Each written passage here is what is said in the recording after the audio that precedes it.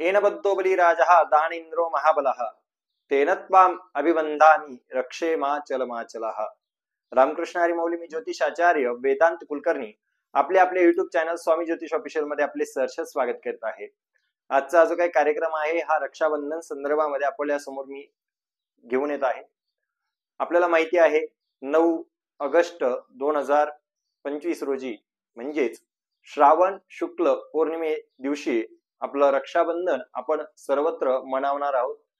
तर हे रक्षाबंधना संदर्भामध्ये रक्षाबंधन कधीपासून सुरुवात झाली, तसेच या रक्षाबंधनामध्ये शनिवार असल्या कारणास्तव काही अडचणी आहेत का भावाला राखी बांधायला, तसेच विष्टिभद्रकरण ठीक आहे ज्याला आपण भद्रा म्हणतो का, ते भद्राकरण आहेत का, त्या भद्राची सावली आहे का।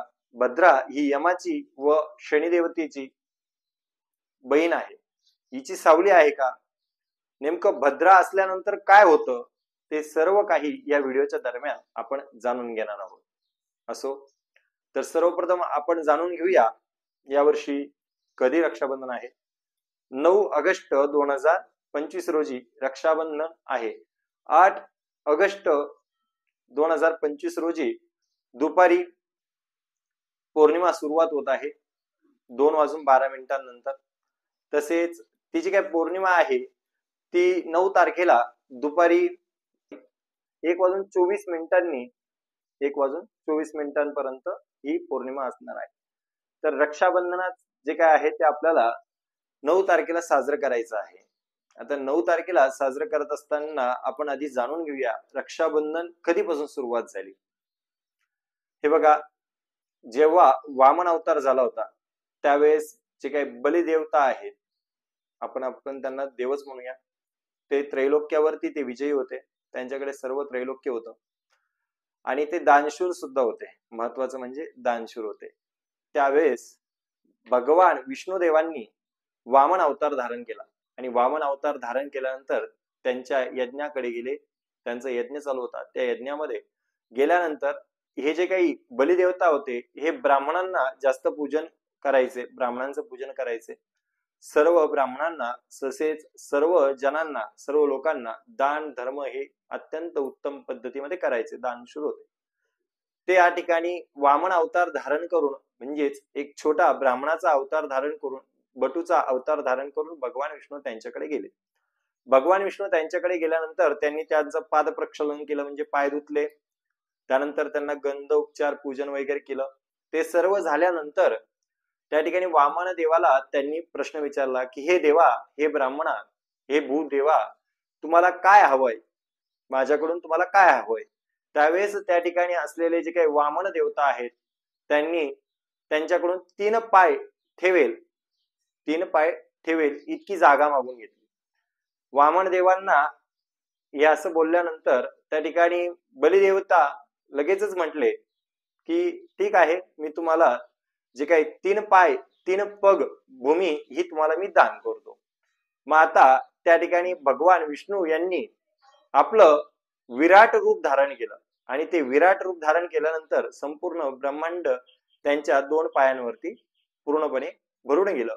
त्यानंतर जे काही बलिदेवता आहे त्यांना त्यांनी विचारलं आता पाय कुठे ठेवू, वामन देवांनी विचारलं आता पाय कुठे ठेवू। त्यावेळेस त्या ठिकाणी जे काही बलिदेवता आहे त्यांनी सांगितलं की तुम्ही जो काही तुमचा 3रा पाय आहे तो माझ्या मस्तकावरती ठेवा। आणि मस्तकावरती पाय ठेवल्यानंतर भगवान विष्णू म्हणजेच जे काही वामन अवतार आहे ते अत्यंत कोमल आवाजामध्ये म्हणाले की मी तुझी परीक्षा घ्यायला आलेलो होतो, परंतु तुम्हाला खूप जास्त प्रमाणामध्ये प्रसन्न करून घेतलेला आहे। आता तू त्या ठिकाणी मी तुलाच वरदान देतो, ते वरदान तू ग्रहण कर। त्यावेळेस त्या ठिकाणी भगवान विष्णू यांनी त्याला सांगितले की तू देखील माझ्याकडून एक वरदान मागून घे। त्यावेळेस बलिदेवता त्यांना म्हणू लागले की हे देवा, हे भगवंता, तुम्ही माझ्यासाठी एकच करा, मला दररोज तुमची सेवा घडली पाहिजे, तुमचं दर्शन मला त्या ठिकाणी झालं पाहिजे। हे सर्व ऐकल्यानंतर मग वामन भगवंत म्हणजेच भगवान विष्णू म्हणाले ठीक आहे, काही हरकत नाही, तुला काय हवंय मग।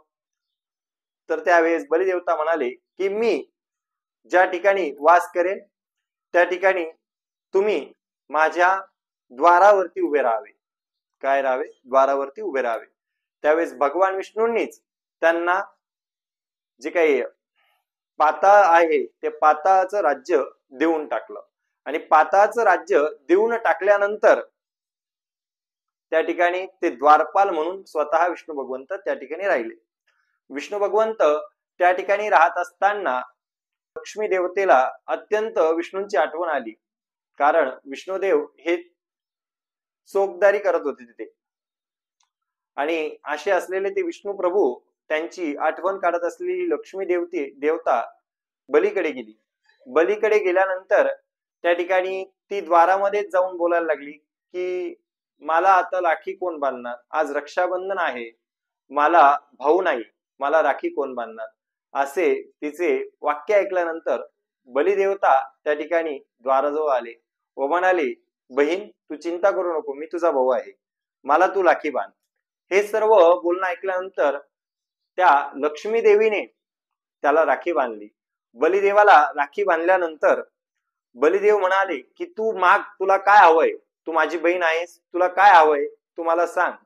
त्यावेळेस त्या ठिकाणी असलेली जी काही देवी होती, लक्ष्मी देवी जी बहीण बनली होती, तिने मागितलं की हा जो काही तुझा द्वारावरती उभा असलेले मनुष्य आहे हा मला हवाय, हा मला वर म्हणून हवाय.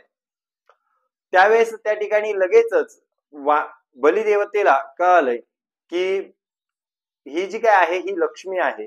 व त्यावेळेस बलिदेवाने विष्णूंना तिच्या सुपूर्द केलं. अशा पद्धतीने पहिलं रक्षाबंधन हे बलीचं व लक्ष्मी देवीचं झालेलं आहे.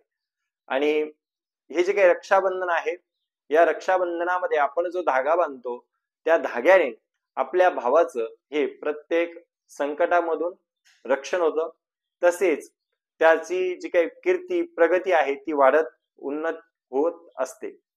दुसरं रक्षाबंधन जे काय आहे ते द्रौपदी व श्रीकृष्ण यांचं झालेलं आहे.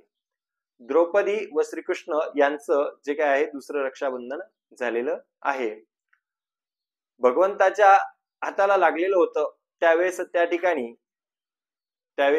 ठिकाणी आपल्या द्रौपदीने आपल्या स्वतःची साडी फाडली होती व ती भगवान श्रीकृष्णांच्या बोटाला बांधली होती. त्या कारणास्तव ते भगवान विष्णू यांनी तिला आशीर्वाद दिला होता की तुला ज्या वेळेस संकट पडेल त्यावेळेस तू माझी आठवण काढ, मी तुला त्या संकटातून बाहेर काढेल. म्हणूनच ज्या वेळेस द्रुत कर्म करून गौरवांनी त्या ठिकाणी द्रौपदीची साडी खेचण्याचा प्रयत्न केला होता, त्यावेळेस भगवान विष्णूंनी त्या ठिकाणी अनंत अशा साड्या तिच्या अंगावरती घातलेल्या होत्या. ही सर्व लीला आहे त्या भगवान प्रभू विष्णूंची. त्यामुळे आपल्याला तसपासून भावाने बहिणीचं रक्षण करण्याकरिता हा सण आपण साजरा करत असतो. अशा पद्धतीचं याच्या मागचं शास्त्र आहे.